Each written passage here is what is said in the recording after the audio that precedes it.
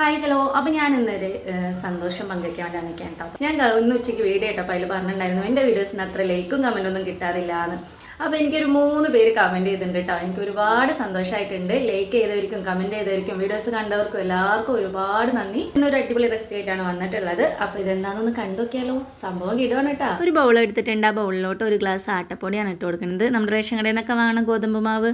ഒരു 1/2 teaspoon baking powder ഇട്ട് കൊടുത്തിട്ടുണ്ട്. പിന്നെ 2 ടേബിൾ സ്പൂൺ പഞ്ചസാരയിലോട്ട് 2 കുഞ്ഞ് ഏലക്കായ ഇട്ടിട്ടൊന്ന് പൊടിച്ചെടുത്തു.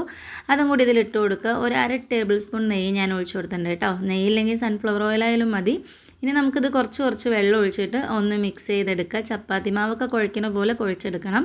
വെള്ളം കൂടിപ്പോയി എന്ന് പറഞ്ഞാലേ കയ്യിൽ മൊത്തം ഒട്ടിപ്പിടിക്കും കേട്ടോ. അപ്പോൾ എനിക്ക് കുറച്ച് വെള്ളം കൂടുതലായിരുന്നു, പിന്നെ മാവിട്ട് അഡ്ജസ്റ്റ് ചെയ്തു.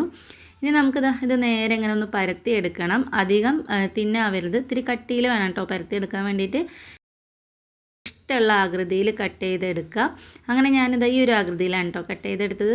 മീഡിയം ചൂടുള്ള എണ്ണയിലോട്ട് അങ്ങോട്ട് ഇട്ട് കൊടുത്തിട്ട് ഒരു 5 മിനിറ്റ് വെച്ചിട്ട് നമുക്കിതൊന്ന് കുക്ക് ചെയ്തെടുക്കണം. പെട്ടെന്ന് അങ്ങോട്ട് തീ കൂട്ടി വെക്കരുത് കേട്ടോ, മൊത്തം കരിഞ്ഞു പോവും, ഉള്ളൊന്നും വെന്തിട്ടും ഉണ്ടാവില്ല. കുറഞ്ഞ ചേരുവ വെച്ചിട്ട് അടിപൊളിയിൽ ഉണ്ടാക്കിയെടുക്കാൻ പറ്റിയ ഒരു റെസിപ്പിയാണ്. എന്തായാലും ഒന്ന് ട്രൈ ചെയ്ത് നോക്കണേ.